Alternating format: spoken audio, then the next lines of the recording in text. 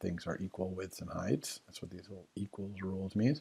But there's also tiny little I-beams right up here that are showing the spacing to nearest neighbor. And also look, there's a lot of yellow here. This yellow, remember, means, yeah, there's constraints on these, but they're not actually where they're supposed to be based on those rules. So we really want to move them all to be in their proper spaces based on these rules. That's what these dashed yellow lines mean. So we can do the same thing to do that we did at the beginning with the label on the top, which is go to our document outline here in the lower left corner.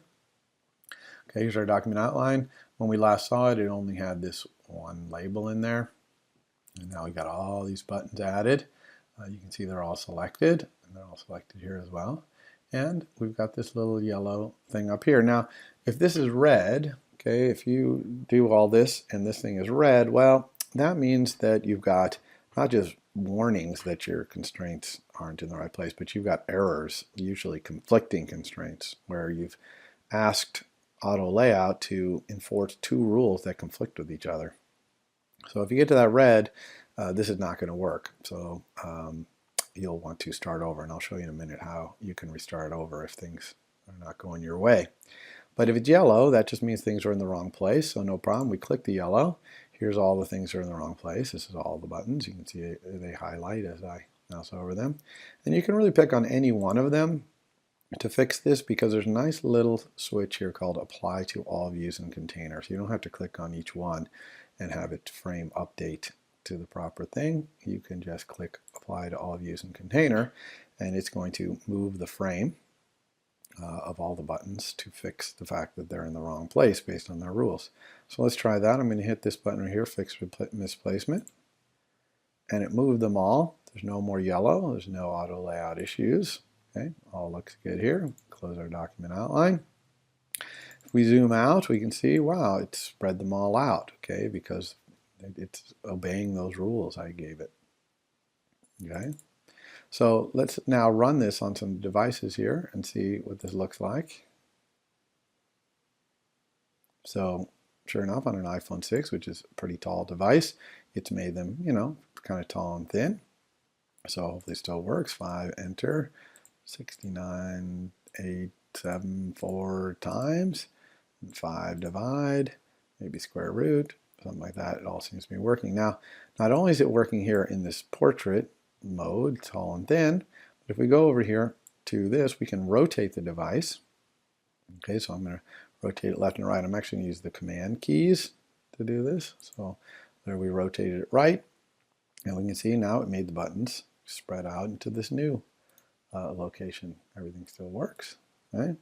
And we can rotate back using command keys here, and it looks good in either orientation. And in fact, it can look good on other devices as well. So let's go over here, and instead of doing an iPhone 6, let's try it on an iPhone 4S. Okay, so I'm just going to switch the simulator here. Let's run that. Now the iPhone 4S, you can see, is a little shorter. It's not quite as tall. A little lower resolution, obviously, but it relayed out the buttons to look good in that case too. So there's 9 times 9 divided by 8, square root, etc. And same thing here. We can rotate, and it'll look good this one as well. Okay. Alrighty, so the last thing I just want to talk about briefly is if you try this extra credit and it doesn't work for you, it gets all messed up, you can kind of start over by clicking on this and using the third button over here from the right. And this allows you to reset your constraints. And you can see the top section here is the selected views. I don't have any selected here, so this wouldn't do anything right now. But the bottom is all views and container. And I kind of recommend going down here to all views container and clearing the constraints entirely. Reset to suggested constraints are going to try and make some sense of your dashed lines, but if it's not working, your dashed lines are off anyway. So you can just go here and clear constraints, and I'll clear them all. Now that's going to clear not just your buttons, but also it's going to clear your label. So you'll have to reposition your label with blue lines and then use Control Drag to set your top space and all that stuff. You know, if your buttons are really huge, they got really huge, but they're not in the right place, you can actually change the size of all your buttons in the utilities window. If you go to the size inspector right here, that's this one, you can actually type in the width and heights you want the buttons to be. You can make them smaller again, which, you know, maybe 64 by 64. That might make them easier to re-drag them into position so that the blue lines are working. And don't forget the very important, the blue line dragging, which is you want to take the whole grid and drag it so that it's sitting underneath your label. If you have a problem dragging the whole grid underneath your label, sometimes it's a good idea. Clear all your constraints, kind of move your buttons out of the way, just kind of move them down to the bottom here. And then just for your label, do reset to suggested constraints. This top one, selected views, reset suggested constraints, because that will work for the label if you move it into position, as long as the buttons aren't too close and it thinks that you know, those buttons are near neighbors or something. And sometimes resetting it to suggested constraints will make it so that that bottom edge of your UI label will be attainable when you drag your buttons into position. But again, not to worry too much about this auto layout stuff. It's extra credit in assignment 1. It's not going to be extra credit in assignment 2. So you're eventually going to have to do it. And I'm going to be giving a big lecture on this in a couple of weeks on auto layout too, because really I've only just shown you just kind of what it can do. I haven't really taught you how to do auto layout in particular. But auto layout is very important because, you know, we work in the square area and we want our UIs to work on all kinds of different devices. So that's why we're starting off from the very start with some experience with it. All right, so that is it. Now, later today, in this lecture, I'm going to give you a talk about this design paradigm called Model View Controller. And we actually designed our calculator kind of poorly because all of this code here is really nothing to do with UI. This is all calculator brain, calculator engine code. And this really wants to be in a different object, and that's what MVC is all about. And so I'll give a little talk about MVC later today, and then on Monday we're going to fix our calculator to obey MVC and be a proper citizen in the iOS world where all apps need to obey Model View Controller paradigm.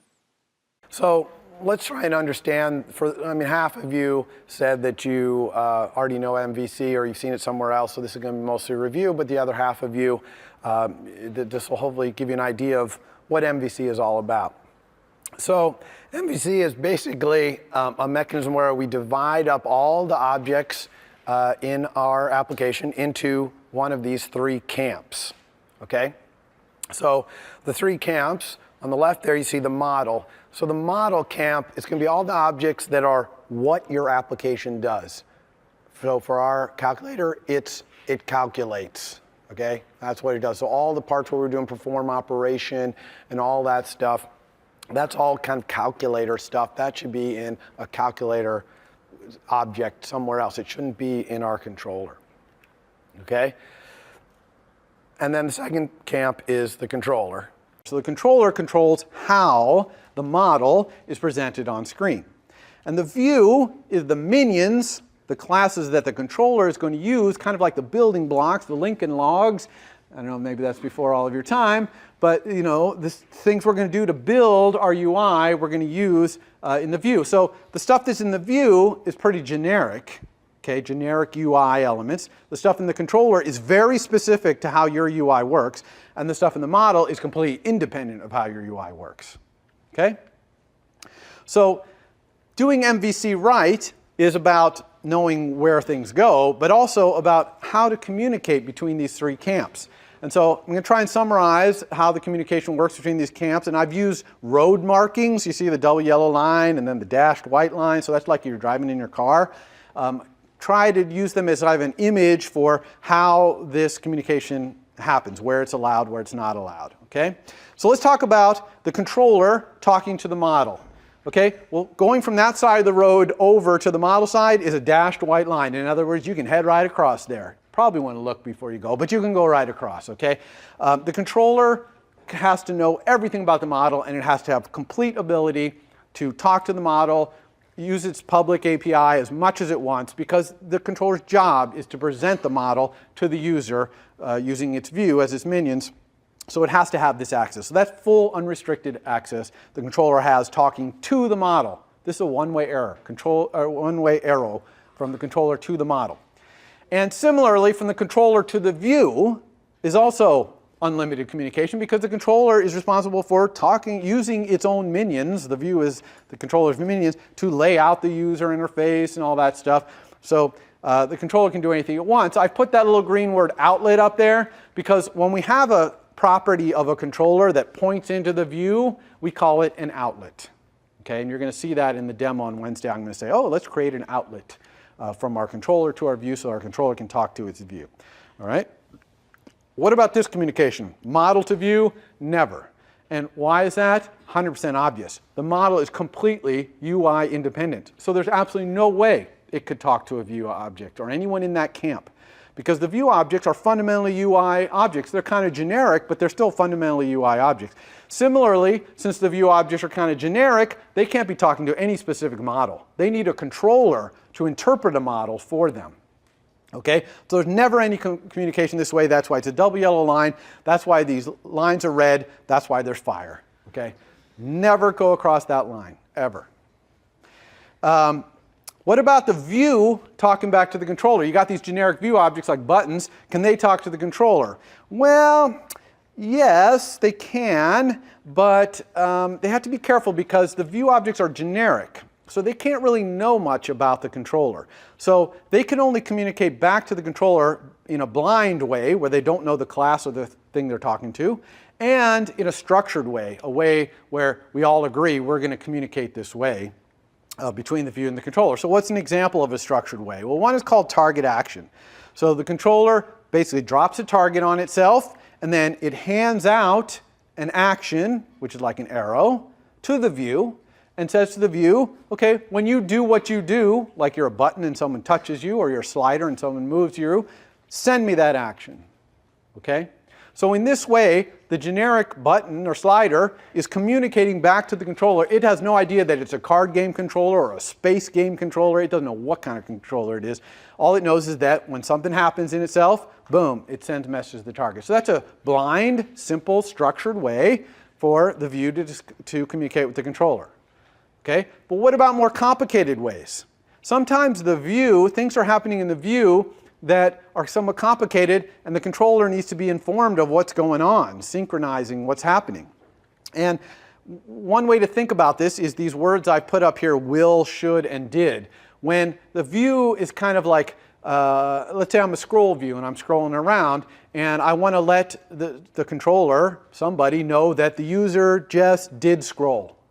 Okay? Or the user puts down the touch and is about to scroll, I want to let the controller know the user will be scrolling. Okay? Or the user puts the touch down and the scroll view wants to know, should I allow the user to scroll here? Is that allowed? All those things, the scroll view itself might not have enough logic to know the answer to those questions. So what it does is it delegates the authority to answer those questions to some other object. Now, it doesn't know the class of that object. All it knows is that other object can answer these questions. Will, should, did, this, that, or the other thing, like should allow scrolling, did scroll to point, things like that. So those are the kind of methods you're going to see in these delegate protocols. Now, I know that CS106 A and B do not teach protocols. The word program. How many people know what the word protocol means in object-oriented programming? Okay, see, very few of you. So I will be teaching that. A protocol is just a blind way to talk to another object. You're going to, when I teach you, you're going to be like, oh yeah, I know what that is. So we didn't really call it protocol or whatever.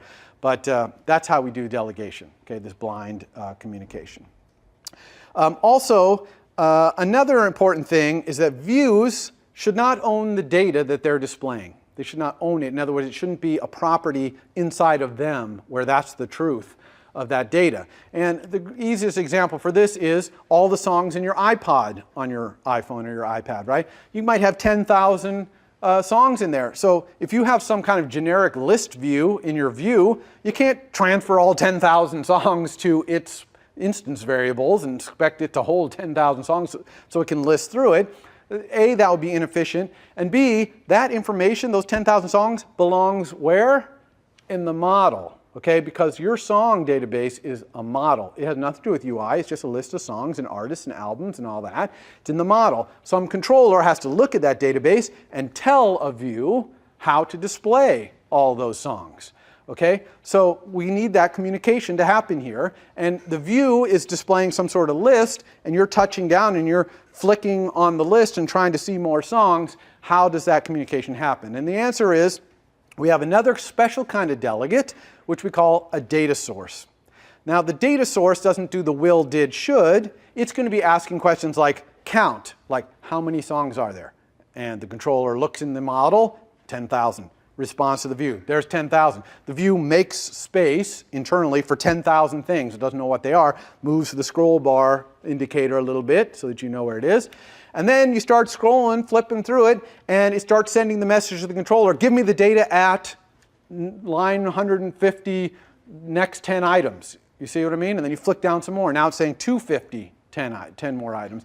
And so the controller is going back to the model and saying, give me more data, and it's providing it to the view in this blind way. So you see how the view is getting data from the model through the controller in this kind of blind, structured way. Okay? That makes sense to everybody? So data source is just a kind of delegate. It's a specific kind of delegate for getting data. So you're going to see that there are classes in iOS that have a data source, and they usually also have a delegate. Most sophisticated classes in iOS have a delegate, the will, did, should kind of things. Some of them have a data source. It depends on whether they're showing a lot of data or not. Now, simple data, like if I had a view, if I invented a view for my card game called playing card view, and it just has a suit and a rank, okay, we're not going to do count data at for just suit and rank. We are going to set those properties. And so the view then would have that data set in it, but it wouldn't be owning it, right? The model would still be owning the suit and rank. The view is just getting that data to present it.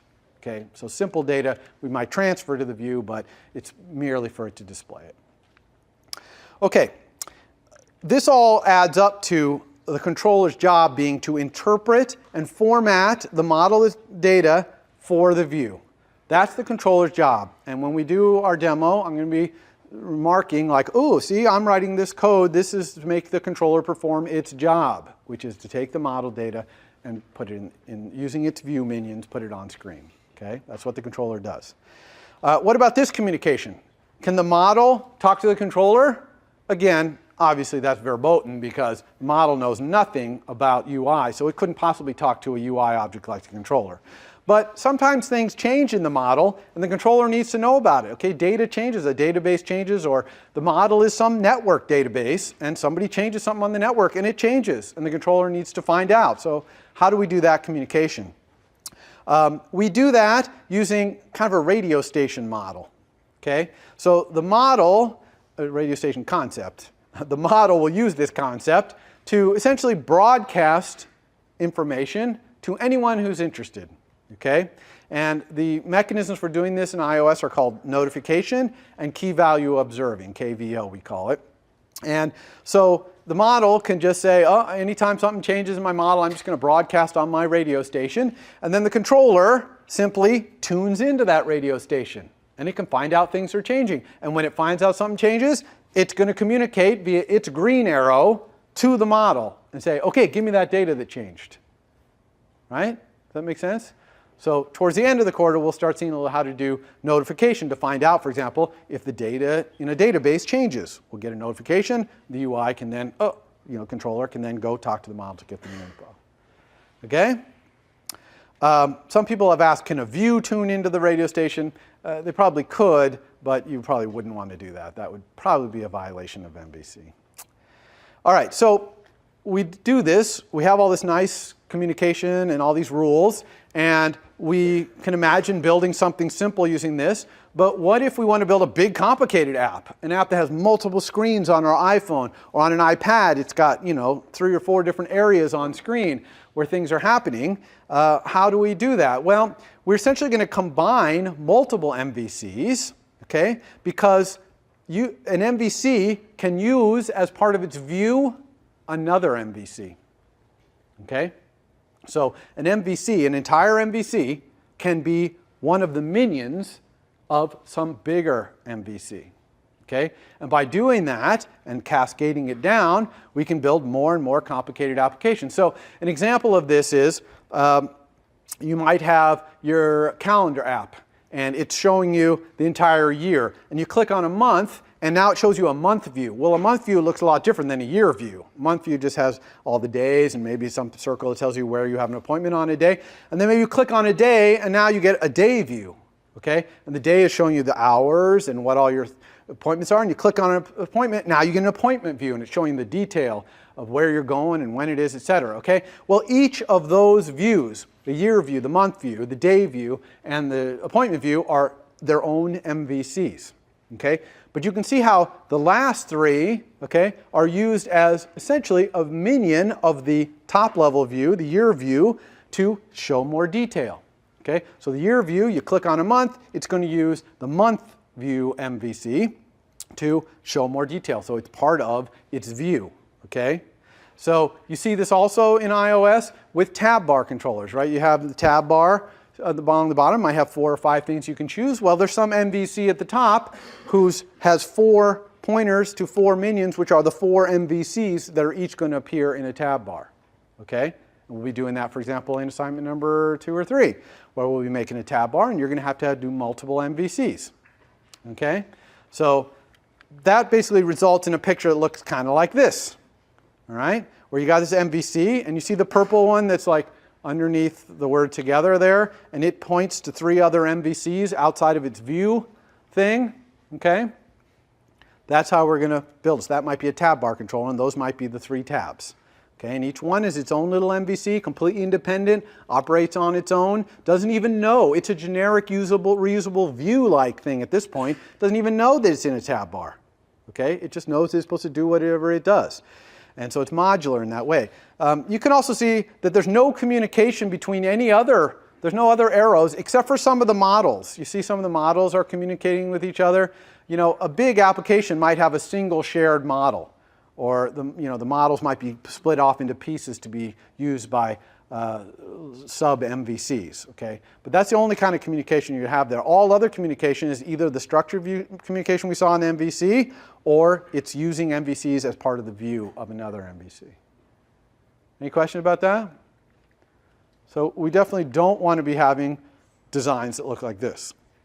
Okay? Where everybody's talking to everybody, we can't tell who's talking to what. It's just impossible to debug a program like this, and it doesn't scale. You can't build really big programs this way. It just becomes impossible to know how touching anything would break everything, right? So we're definitely not going to be doing that. All right, so that's MVC, and like I said, on Monday we'll apply MVC to our calculator. So what's coming up? I always try to get to this slide every lecture. Sometimes I forget, but it's posted in the slides. It says tomorrow is Friday. No, day after tomorrow is Friday. And people who are watching on iTunes U, these Friday sections will not be on iTunes U, so don't go looking for them. Only the normal Monday, Wednesday lectures will be on iTunes U. But for Stanford students, Friday we have this debugger section we talked about. And then next Monday, your reading assignment is going to be due. In other words, you should be done with that reading assignment before the start of Monday's lecture. And I'm going to assign you another reading assignment. It might be your only other reading assignment. Perhaps there'll be a reassignment 3, but it won't be any more than that. And then on Wednesday, I'm really going to dive into Swift and Foundation. I'm going to talk a little bit about the Objective-C legacy. And then your assignment 1 is going to be due a week from today. It's been posted for you. And your assignment 2 is going to go out next Wednesday and be due the Wednesday after that, just for a little bit of advanced planning for all of you. Okay? Any other questions? Okay, thank you. For more, please visit us at stanford.edu.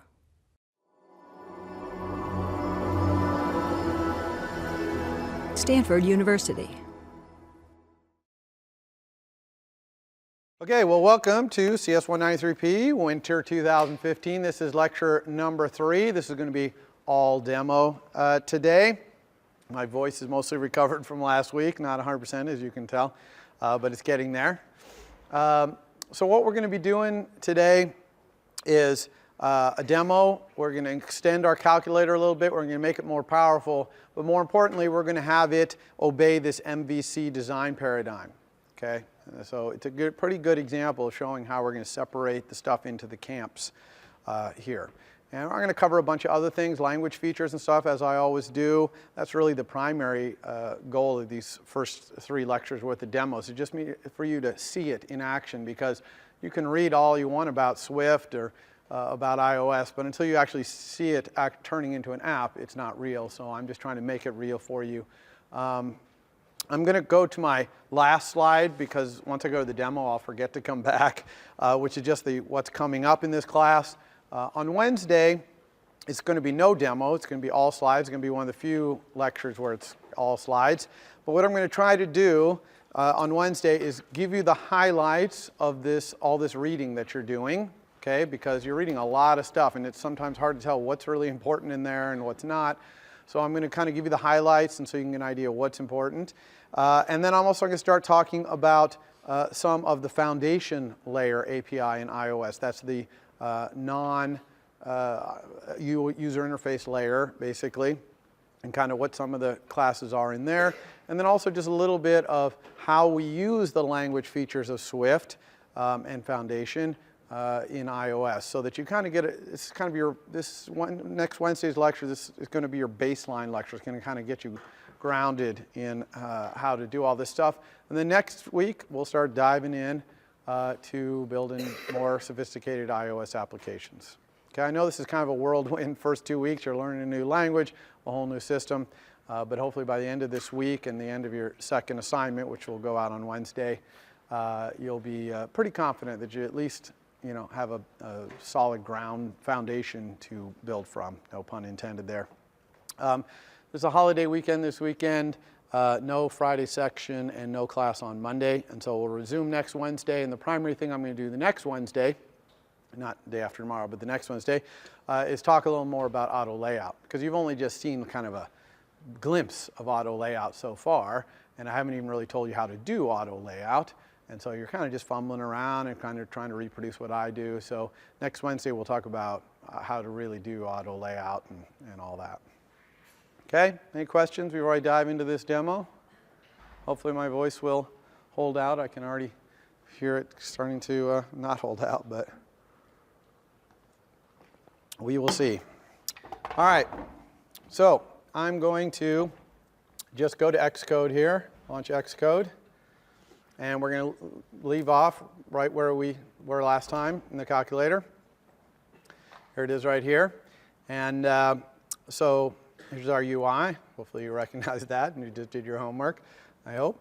And here is this area that I selected at the end, which is this area that's really this is not about how the calculator gets presented on screen. This blue area is about how the calculator is a calculator. Okay, this is where all our calculations are. And this blue area really shouldn't be in this class, this view controller class, because this is the C of our MVC, okay? In our MVC, this is the C, this is the V, the view. These are the minions that this controller is using. And today we're going to create the M, okay, the model. The model is going to be what our application is, which is it's a calculator, okay? We're also going to enhance our calculator. The primary new feature we're going to give our calculator is that our calculator's model is going to remember every operand and operation you ever ask it to do, okay? So right now, as we do operations, we consume all the operands, okay? They consume, they're gone. So in this case, we're going to actually collect all the operations and operands in a stack, and then we can ask the model to evaluate that stack of operations and operands at any time we want. And the reason we're adding that ability is because of your homework, assignment number 2. You're going to add 2 major features where having all the operands and operations in a stack is going to be really valuable to you. So you'll be starting your second homework with what I do today, because you'll need this capability to do what I asked you there. Okay, and I'll talk about that at the end. If I forget to talk about that, remind me. Say, tell us about assignment 2. Okay, so how do we create a new class? Because we're going to put our model, okay, the calculator kind of get its guts in a different class. So how do we create a new class? In Xcode, we do that up here from the File menu. We go New File. So you're going to do File menu, New File for a lot of different things you're going to add to your project, not even just new classes or whatever, but when you click that, you're going to see there's a lot of different things you could add. And we're in iOS, so you're going to click on this iOS thing at the top. And we want to add a source file. And over here, we're going to be doing this later in the quarter. This is how we basically add subclasses of